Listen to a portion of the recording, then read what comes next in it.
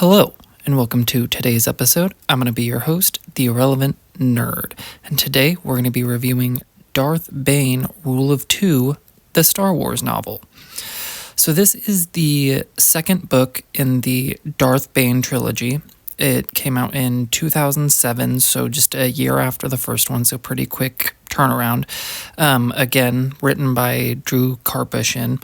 And very much like the first book, it was a really good time. So, of course, I got to do a quick review of all of them. So, again, spoiler-free, like the last one, for anybody who's wanting to check out the trilogy, and I would recommend.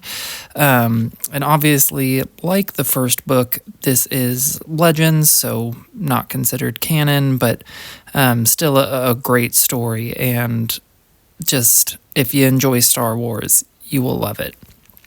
Okay, so the story for this one picks up immediately following Path of Destruction and shows us how several characters, including Darth Bane, are handling the events that took place at the end of the last book. And this sets up a few key characters, Bane and others, and a few key events that are brought up throughout the book.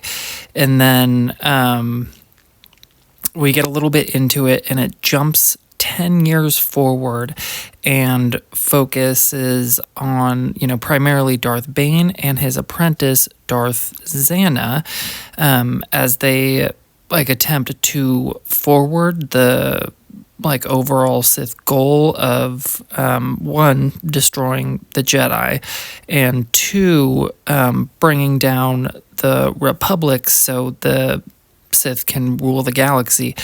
And it shows how they kind of just manipulate people and events very carefully behind the scenes, because at this point the Jedi believe the Sith are all extinct, because this, Darth Bane is the reason that the Jedi thought the Sith were extinct for millennia when you get to the time of the Phantom Menace. And kind of seeing their plans unfold is it's really kind of so cool, because you can see how the strategy of them kind of chipping away at the Republic stays unchanged really all the way to Palpatine. And they're slowly stoking conflict and, like I said, just chipping away at the Republic. And the Sith have really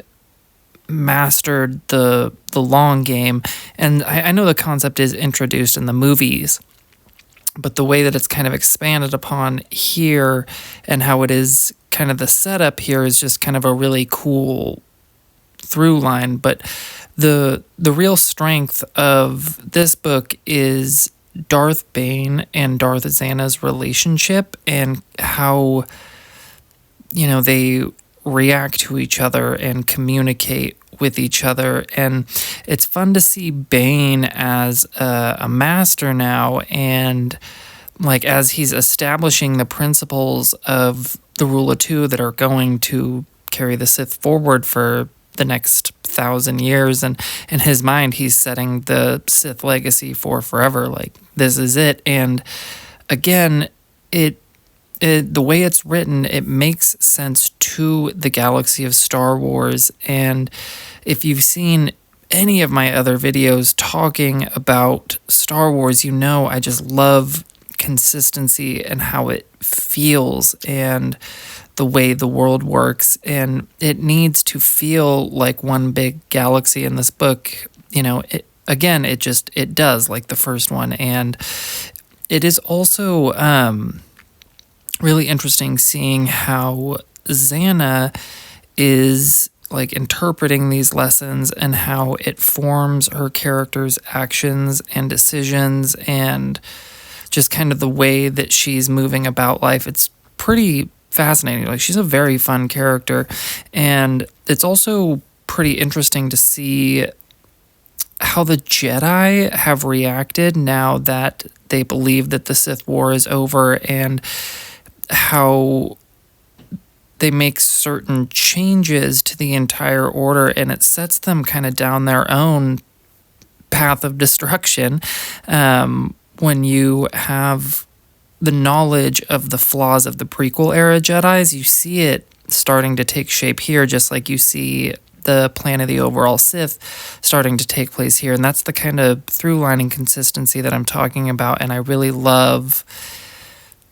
just really kind of love how it all kind of echoes, and it's just really well done. And just like the first book, the main strength of this book really is just kind of the overall story and character arcs. And I do think the little details and descriptions in this book are like of, actions taking place and the surrounding area and machines and whatnot. I do think it is stronger in this book than the first one, though it's still not fantastic. I don't know how to describe it. It's not boring. It's just very basic. I guess that's probably the nicest way that I can put it, is just a lot of very basic language. But again, this really kind of a minor complaint, just one of the things I noticed while I was reading it. And this is a great book like the first one, and just an essential Legends read for anyone who enjoys like the Sith, the dark side lore. And I'm very excited to read the third one, which I'm not actually sure if I've read this one, the third one, before. I believe it's called Dynasty of Evil. It is one of those things that as I start to read it, it might jog my memory, and I might have totally read it, but I don't really think so, even though I am vaguely aware of what the story is, just because I am such a fan of the overall Star Wars lore. But I can kind of feel like these novels are sort of reigniting my passion for Star Wars and reminding me what I loved about them after Disney is just kind of, like, I don't know, beaten most of the fan base into total apathy. And like, I wasn't at total apathy, but I really was not caring the way that I used to. And I'm not super excited for a lot of the projects going forward, but just my overall love of the universe has kind of come back, and I am really appreciating that about these novels. So again, I'll be very excited to check out the third one, and I'll do another quick review of that and just kind of my overall thought of the series. But I had the same kind of feeling after this book, after rereading this book and then rereading the first book, is, man, these really should have been movies or a long-running TV series for Disney, and they fucked up by not doing it, and not by like a little. They fucked up a lot, and would have been great stories, would have been great for old fans. I believe would bring new fans in because the Sith are hella cool, but whatever. I would say I think I like this one maybe a little bit less than the first one, but really not by much. I probably like them the same. I would rate this one a 9.2 out of 10, which now that I'm thinking about it, I think that's actually what I rated the first one, so I'm happy with that. A strong 9.2. But if you've read this one, let me know down below. Let me know which is your favorite of the trilogy and what you just kind of think of them as a whole, because I know they are liked by a pretty wide margin of people who have read them, but there are people who just don't enjoy them for one reason or another. So let me know what you think, and I'm going to be working on the New York Comic Con announcements video, and I'll have a Peacemaker Season 2 review up soon. So I hope to catch you guys in the next one.